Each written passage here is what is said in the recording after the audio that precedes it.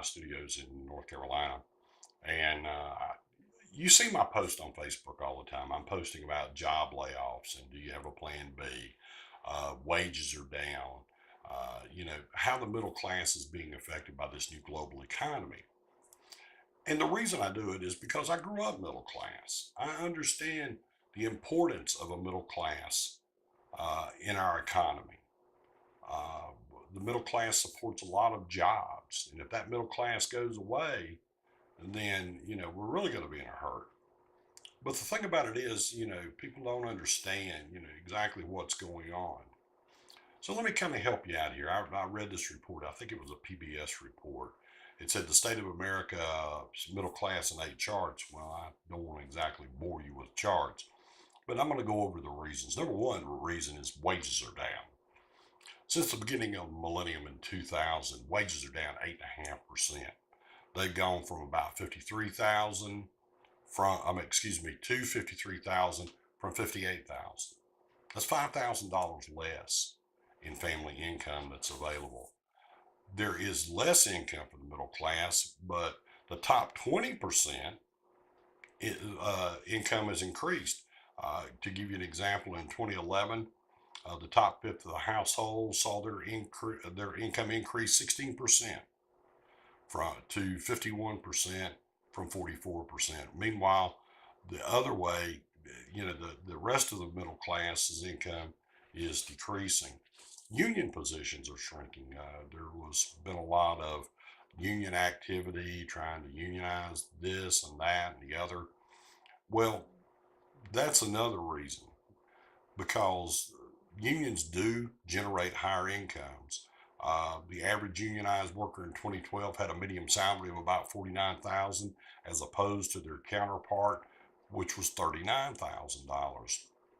And also, the populations of the unions have decreased. They've gone from 1 in 5 workers in 1983 to less than 1 in 10 now. People are looking for ways to make the money that a union brings, but they don't want to pay the union dues. My dad was a Teamster, so I'm not anti-union, uh, but the thing about it is people are depending less and less on unions. More people are getting stuck in part-time jobs is the fourth reason. Uh, Back in 2012, 2.5 million Americans were working part-time instead of full-time jobs. That's the biggest increase since 1993. 1993. 2.5 million people are working part-time jobs. Another thing is there are fewer jobs in America to the tune of about multinational companies are providing fewer jobs. Matter of fact, there's 1.75 million less jobs. Meanwhile, overseas, they've increased their hiring $2.5 million. I tell people all the time, this is a global economy. You're not competing with Sam next door or Jane across the street. You're competing with people in Mexico, Philippines, Asia, Europe, around the world for a job. What a good example, Carrier in Indianapolis. I used to live in Bloomington a few years back, laying off 1,400 people. Why? Because in Indianapolis, they're charging $22 an hour to make an air conditioner. They're going to move it across the border into Mexico. That same gentleman will make that same air conditioner for $19 a day. Not $19 an hour, $19 a day. So you better wake up. The global economy is here. You better be getting prepared. Rising debt. People can't survive on what they're making. So what are they doing? They're turning to their credit cards. The economic pressure of the middle class is giving you deeper in debt. In 1992, the median level of debt for the middle third of families stood at $32,200. By 2010, that's just 6 years ago, it had swollen to $84,000. That's a 161% increase. People are living on their credit cards. And it's terrible. It really is. Families are saving less.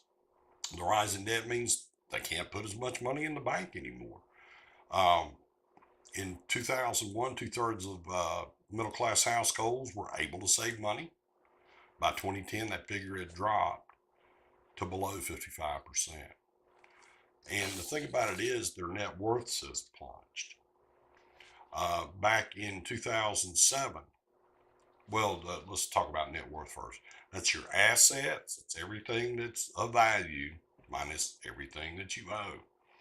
In 2007, net worth was peaked at about $120,600.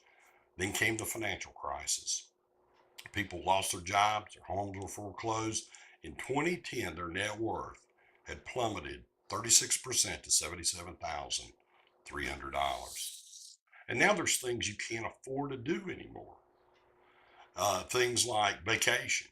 You know, I've heard this popular thing, staycation. Take a staycation. That means stay at home. I want to go on vacation. You know, people are having to give up things like major purchases like electronics and TVs and things like that. Others are sacrificing, 47% said they were sacrificing going out to eat.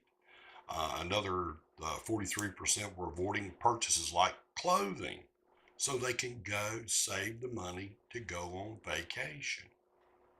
New vehicles. Vehicle costs are astronomical. I just purchased one not too long ago. And the sticker price on things like $35,000. There's small houses that are available for that kind of price. So, and they'll finance you 72 months. But now they've come out with a better way. Just lease the vehicle. Your payments are only about half of what it is. But the problem is you only get to keep the car a couple of years. You're restricted on how many miles you can drive it.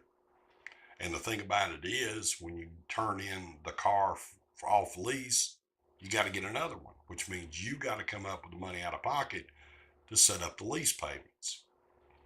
Pay off debt, can't afford to pay that off anymore.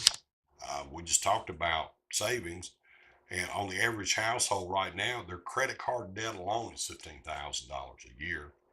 Emergency savings, you ain't got enough income. How can you afford to save? 1 out of 4 households have 6 months of savings saved up. That's for an emergency. But another fourth have no emergency savings at all. And then some of the remaining households, small to moderate amount, they have some money set aside. You know, the average American has less than $1,000 in the bank. That's not 6 months. That's $1,000 in the bank. If you had a major engine blow up on your car transmission, I promise you $1,000 will not cover. I guess it'll go on a credit card. Retirement savings, you can't afford to retire, save. Half of that don't save for retirement, they said it's because they simply don't have enough money. Medical care, that's increased despite the fact that, you know, they said this new healthcare program was supposed to save everybody money. It hasn't, because the insurance companies and employers have done things like raised your deductible. You have higher co-insurances. You have higher co-pays. I've got one friend that took out a plan. He's got a $7,000 stop loss. He's got to pay $7,000 out of his pocket before the insurance company will pay 100%. He can't afford it. There's a lot of people out there. My son's a good example. He's been looking for health insurance. And the problem is, because of his income, he don't get a subsidy. So, you know, he's looking at higher out-of-pocket cost. And finally, dental work. A lot of people don't think about that. About 108 million people in the United States have no dental coverage whatsoever. And even if you do, it's very expensive to begin with. Then it doesn't really cover a whole lot. If you need a crown or a bridge or dentures, you've got to pay 50-60% out of pocket. They'll pay half, you pay half. So those are things that the middle class are facing. And like I said, it really saddens my heart because I grew up in a middle class family. A lot of my family's middle class, and they're struggling. I've got friends that are struggling. So what I want you to do there's a website right here, whatisyourplanb.net. I want you to go there, look at the information, be prepared. I'm Bob Daves. Have a tremendous day.